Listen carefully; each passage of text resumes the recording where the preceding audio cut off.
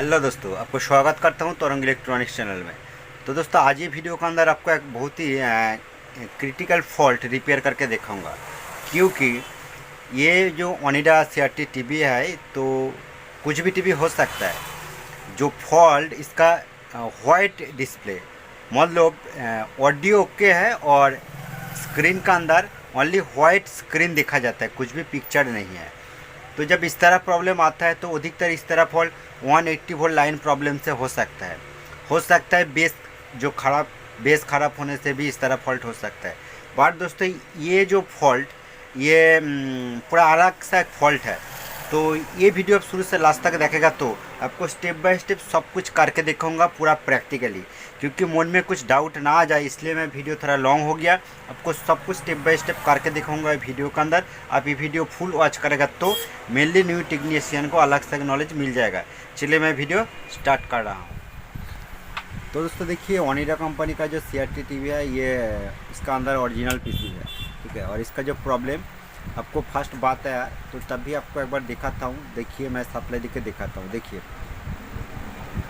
ये blue type हल्का light देखा जाता है, बट ये पूरा वाइट स्क्रीन है, ठीक है। ये वाइट स्क्रीन, कुछ भी वीडियो नहीं आ रहा है। फाइनली इसका बैक कवर को मैं ओपन किया, आप देख सकते हो। ये जो बेस देखिए, ट्रांजिस्टर बेस बोर्ड है और इसका अंदर स्मॉल बेस है। और इसका पीसीबी देखिए, ओरिजिनल पीसीबी है, ठीक है। और ये प्रॉब्लम एक्चुअली कौन कौन पोजीशन से हो सकता है, आपको वोल्टेज चेक करके कंफर्म करूँगा, देखूँगा कि फर्स्ट कौन पोजीशन का वोल्टेज चेक करना पड़ेगा, ठीक है। तो हो सकता है मैं ये वीडियो के अंदर जो प्रॉब्लम आपको रिपेयर करके दिखाऊंगा, ये सेम प्रॉब्लम आपका पास नहीं आ सकता है। हो सकता है दूसरा अलग कुछ सेक्शन का फॉल्ट है। तो इसीलिए सब कुछ आपको जानना ज़रूरी होगा।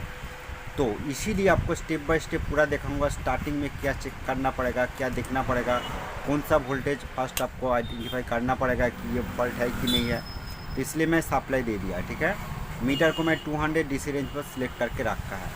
फर्स्ट इसका 180 वोल्ट लाइन देखिए, चेक करना पड़ेगा। 190 वोल्ट, मतलब इसका voltage base supply volt okay है। और इसका अलग अलग कैथोड पिन पर जो वोल्टेज जाता है, देखिए 20, 30 इस तरह ये फ्लैक्चुएट वोल्टेज देखा जाता है। तो दोस्तों, बहुत टीवी पीसीबी का अंदर कैथोड पिन का वोल्टेज फ्लैक्चुएट देखा जाता है, ठीक है। बहुत पीसीबी का अंदर कम से कम 125 वोल्ट का आसपास इस तरह भी देखा जाता है। तो दोस्तों, ये दोनों टाइप और दोनों तरह इस तरह देखा जाता है, तो उसका बात अलग है। बट इसका मेन फॉल्ट, ये जो बेस बोर्ड का 180 वोल्ट लाइन का जो फॉल्ट, ये नहीं है। इसका अंदर 180 वोल्ट लाइन ओके है और इसका कैथोड पिन वोल्टेज भी ओके है, ठीक है। 20-30 वोल्ट का आसपास से अप डाउन हो रहा है। चलिए, उसका बाद और जो फॉल्ट हो सकता है कि बेस बोर्ड का और कुछ पार्ट्स, मतलब रजिस्टर, कैपेसिटर, बेस, ये सब फॉल्ट हो सकता है। इसलिए बेस को ओपन करके अच्छा करके देखना पड़ेगा। तो दोस्तों देखिए, आपका सामने ही मैं ये बेस को ओपन किया। ओपन करने के बाद बेस को अच्छा करके देखना पड़ेगा। और यहाँ पर देखा जाता है कि एक कैपेसिटर खुला हुआ नज़र में आ रहा है। तो क्या लगता है, ये 180 वोल्ट लाइन का कैपेसिटर हो सकता है। बट 180 वोल्ट का कैपेसिटर होगा तो वोल्टेज ड्रॉप हो जाएगा, शॉर्ट हो जाएगा। तो ये कैपेसिटर का, चलिए मैं ओपन करके आपको दिखाता हूँ।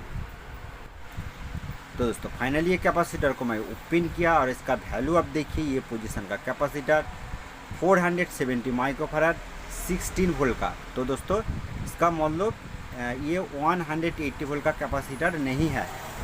तो चलिए, कोई बात नहीं है, कैपेसिटर को चेंज करके एक बार देखना पड़ेगा। तो दोस्तों, इसी तरह प्रॉब्लम जब आता है तो इसका बहुत कुछ रीज़न हो सकता है। तो इसीलिए ये जो बेस देखिए, बहुत पुराना बेस है और इसका अंदर सल्फर भी देखा जाता है। तो ये बेस को भी मैं चेंज किया, आपको दिखा सकता हूँ। अब देखिए, यहाँ पर मैं न्यू बेस लगाया और जो ये G2 लाइन का अंदर जो PF देखा जाता है, ये PF कभी कभी फॉल्ट होने का रीज़न से भी ये प्रॉब्लम हो सकता है। तो दोस्तों, इसी टाइम ये PF को भी चेंज करके देख लिया। ये PF चेंज किया और ये बेस को मैं चेंज किया। बेस चेंज करने के बाद आपको सप्लाई देके दिखाता हूँ। इसका सिम्टम को थोड़ा सा और अच्छा करके देख लीजिए।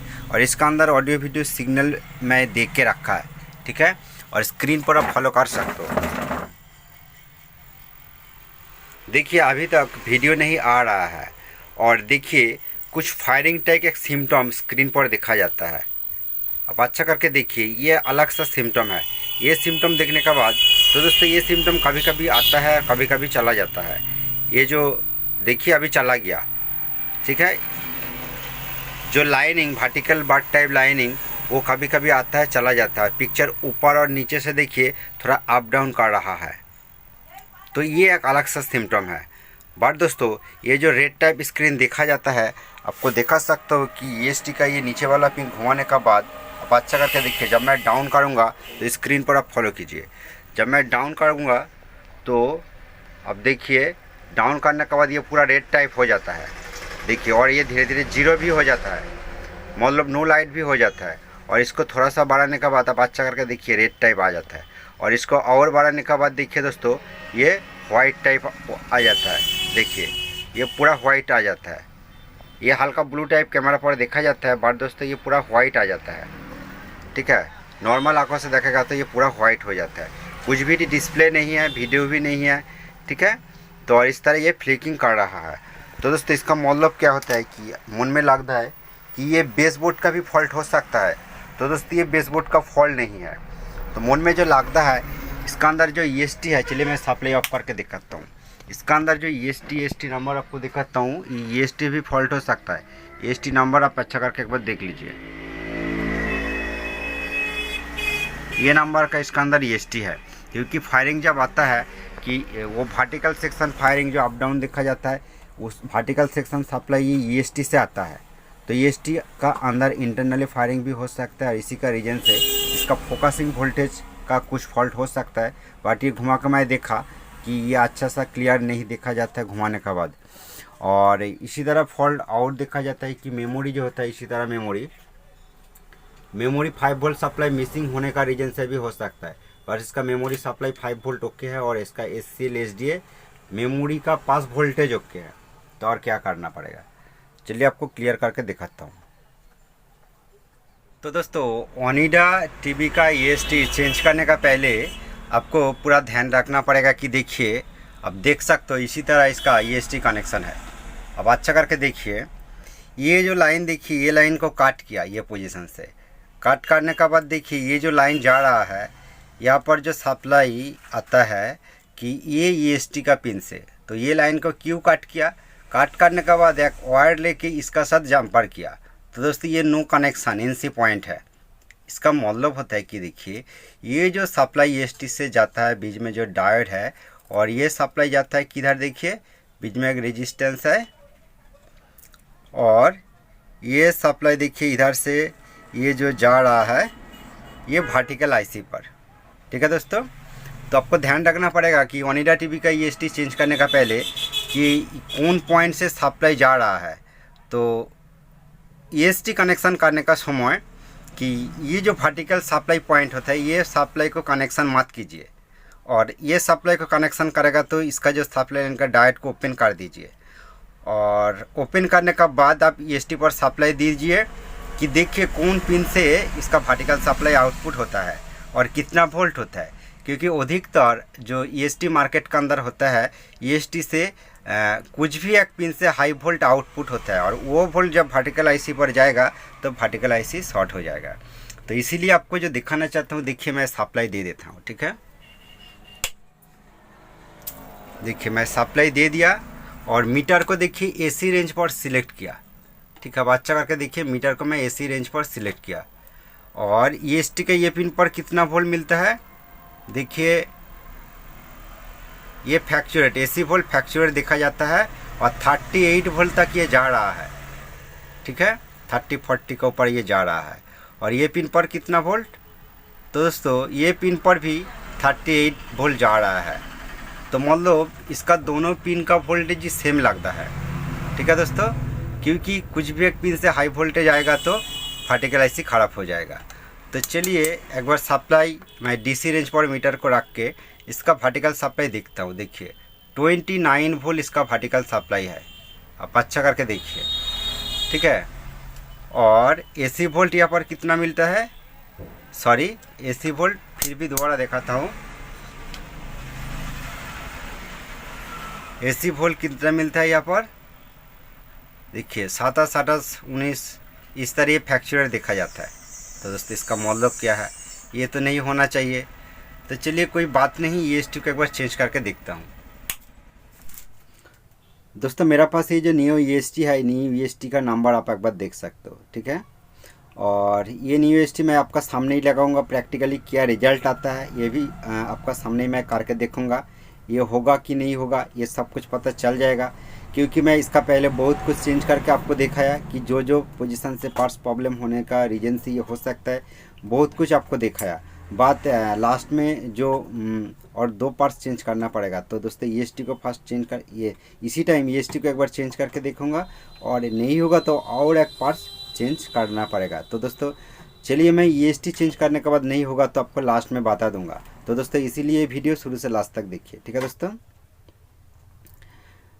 तो देखिए ये पोजीशन का वीडियो को मैं थोड़ा सा स्पीड कर दिया क्योंकि वीडियो और लॉन्ग ना हो जाए, तो इसीलिए, ठीक है। इसका पुराना EST मैं पूरा ओपन कर दिया, ठीक है। इसका पिन ओपन करने का तरीका मैं नहीं दिखाया, मैं इसका पिन भी ओपन किया, वो मैं काट कर दिया। और ये पुराना वाला EST का नंबर भी आप देख सकते हो, सेम नंबर का EST है, ठीक है। और चलिए इसी टाइम एक न्यू EST आपको सामने ही कनेक्शन करूँगा, ठीक है। और उसका बाद EST लगाने के बाद क्या रिजल्ट आता है ये आपको देखना पड़ेगा, मैं भी देखूंगा। और नहीं होगा तो लास्ट और कौन पार्ट्स को चेंज करना पड़ेगा ये लास्ट में बताऊंगा, EST लगाने के बाद नहीं होगा तो, ठीक है। तो EST पिन का अंदर थोड़ा सल्फर है, न्यू EST है, बट थोड़ा सा छोड़ा चाकू कुछ भी लेके इस तरह पिन को साफ़ करना पड़ेगा। तो मैं साफ़ किया, मेरा पास एक कैंची है, कैंची लेके साफ़ किया। और EST को मैं सोल्डरिंग कर देता हूँ, ठीक है। EST को आपका सामने ही मैं ये जितना टाइम लगता है मैं आपको पूरा दिखाऊंगा, कुछ भी पोजीशन यहाँ पर मैं काट नहीं दूंगा, ठीक है। न्यू EST आपका सामने में ओपन किया और कनेक्शन कर रहा हूँ, और करने का बाद आपको लगा के देखूंगा क्या रिजल्ट आता है, ठीक है। ये पोजीशन भी आप स्किप मत कीजिए, ठीक है। स्किप करेगा तो बहुत कुछ आप मिस कर सकते हो, मेनली न्यू टेक्नीशियन, ठीक है। तो EST पिन सभी कनेक्शन किया, सिर्फ वर्टिकल का जो कनेक्शन है ये मैं ओपन करके रखा है, क्योंकि आपको फर्स्ट टाइम बात है कि मेनली ओनिडा टीवी का जो EST चेंज करने का समय इसका वर्टिकल सप्लाई बहुत कुछ EST से हाई आउटपुट देता है, और उसी का रीजन से वर्टिकल ऐसे भी शॉर्ट हो जाता है, इसके ऊपर सबका ध्यान नहीं जाता है। तो दोस्तों ये बहुत ही इंपॉर्टेंट एक पॉइंट है, ये आप ध्यान में रखिए। मेनली ओनिडा टीवी का EST चेंज करने का पहले आपको वर्टिकल सप्लाई को ओपन करके EST कनेक्शन कीजिए और उसके बाद सप्लाई दीजिए, आपका पूरा दिमाग में सेट करना पड़ेगा, ठीक है दोस्तों। तो चलिए मैं बेसबोर्ड का जो फोकसिंग G2 ये सब कुछ और मैं कनेक्शन कर देता हूँ, आपका सामने ही मैं कर रहा हूँ, ठीक है। और उसका बाद आपको सप्लाई दे के दिखाऊँगा। आपको मैं बार बार बताना चाहता हूँ कि वीडियो आप फुल वॉच कीजिए, कुछ भी पोजीशन स्किप मत कीजिए, ठीक है, बहुत कुछ मिस कर सकते हो। तो चलिए फाइनल एनोड को भी आपको सामने ही मैं लगाता हूँ, ठीक है। और इसका आपका सामने ही मैं सप्लाई देके देखूँगा, कुछ भी पोजीशन काट नहीं दूंगा, होगा और नहीं होगा ये अलग बात है, बात इस तरह बहुत कुछ कम करना पड़ेगा, ठीक है दोस्तों। तो इलेक्ट्रॉनिक्स कम इस तरह ही होता है, ये डरने का कोई बात नहीं है, और पढ़ाई करने का कुछ बात नहीं है। बहुत कुछ प्रॉब्लम इस तरह आता है कि एक एक पार्ट्स को चेंज करके देखना पड़ेगा, क्योंकि सिम्टम सेम देखा जाता है बट प्रॉब्लम अलग अलग जगह से भी हो सकता है, ठीक है दोस्तों। तो चलिए इसीलिए मीटर को देखिए सप्लाई दूंगा, AC रेंज पर सिलेक्ट करके रखा है मीटर को, ठीक है, AC 600 DC रेंज पर, क्योंकि सप्लाई देने का बाद इसका जो वर्टिकल सप्लाई जो EST पिन से आउटपुट होता है उसका वोल्टेज एक बार चेक करके देखूंगा, ठीक है दोस्तों। तो क्योंकि मैं वर्टिकल सप्लाई लाइन को ओपन करके रखा है, तो चलिए फर्स्ट ये NC पिन जो होता है यहाँ पर देखिए 45 वोल्ट तक जा रहा है, और ये भी आप फ्रैक्चुरेट, और ये पिन भी ओपन है। तो दोस्तों ये वोल्ट थोड़ा सा कम देखा जाता है, तब भी ये दोनों पिन ही फ्रैक्चुरेट क्यों हो रहा है दोस्तों। तो चलिए कोई बात नहीं, बट दोस्तों LG चैसिस का अंदर ये AC पॉइंट पर मेनली EST पिन पर वोल्टेज 22 वोल्ट और 24 वोल्ट फिक्स्ड देखा जाता है, तो यहाँ पर तो फिक्स्ड देखा नहीं जाता है। तो इसका मतलब यही नहीं है कि EST खराब। तो दोस्तों देखिए यहाँ पर मैं जब कनेक्शन किया देखिए 42 वोल्ट मिला, अब अच्छा करके देखिए कि 42 वोल्ट मिला, बट इसका जो पिक्चर प्रॉब्लम ये ओके हो गया, स्क्रीन के अंदर ब्लू लाइट आ गया। तो आपको सप्लाई लेके दोबारा एक बार इसी टाइम दिखाना चाहता हूँ कि देखिए इसका जो वाइट स्क्रीन पर प्रॉब्लम चला गया। देखिए ये ब्लू स्क्रीन आ गया पर लाइट ज़्यादा हो गया। देखिए इसका अंदर ए भी लिखा भी देखा जाता है। तो चलिए मैं सप्लाई को इसी टाइम ऑफ किया क्योंकि वर्टिकल सप्लाई हाई आ रहा है। मेनली आपको EST फॉल्ट जो हो EST फॉल्ट का रीजन इसका वाइट डिस्प्ले प्रॉब्लम देखा जाता है। तो ये आपको ये प्रैक्टिकली करके दिखाया और इसी टाइम वर्टिकल सप्लाई को मैं NC कनेक्शन पॉइंट पर लगाया और इसी टाइम ये डायोड का 29 वोल्ट मिला वर्टिकल सप्लाई। यहाँ पर देखिए दोस्तों 29 वोल्ट तो मिल गया वर्टिकल सप्लाई, तो कोई बात नहीं। NC कनेक्शन पर वर्टिकल सप्लाई का लाइन में NC पॉइंट से दे दिया, ठीक है। तो पहले जिस तरह कनेक्शन कुछ भी एक टेक्नीशियन किया है ये चसीस का अंदर, तो मैं सेम तरह कर दिया। इसी time audio video signal line दे दिया। एक बार देखना पड़ेगा कि वीडियो लाइन आता है कि नहीं। और दोस्तों EST को थोड़ा सा एडजस्ट करना पड़ेगा, ठीक है। ये थोड़ा सा मैं एडजस्ट कर देता हूँ। मैं सप्लाई दे दिया और इसका वीडियो भी आ गया। आपको इसी टाइम भी घुमा के दिखाता हूँ, मोबाइल को डायरेक्ट दिखाता हूँ। आप देखिए वीडियो आ गया। तो दोस्तों चलिए इसी टाइम एक बार ऑडियो वीडियो प्ले करके भी दिखाना पड़ेगा। तो दोस्तों ये वीडियो अच्छा लगा तो प्लीज़ एक लाइक कर दीजिए और ये चैनल पर नया है तो प्लीज़ चैनल को सब्सक्राइब करके रखिए। तो दोस्तों इसी तरह फॉल्ट वर्टिकल IC फॉल्ट होने का रीजन से भी हो सकता है, जो आपको वीडियो में बताया कि आपको लास्ट में बताऊँगा। थैंक यू दोस्तों।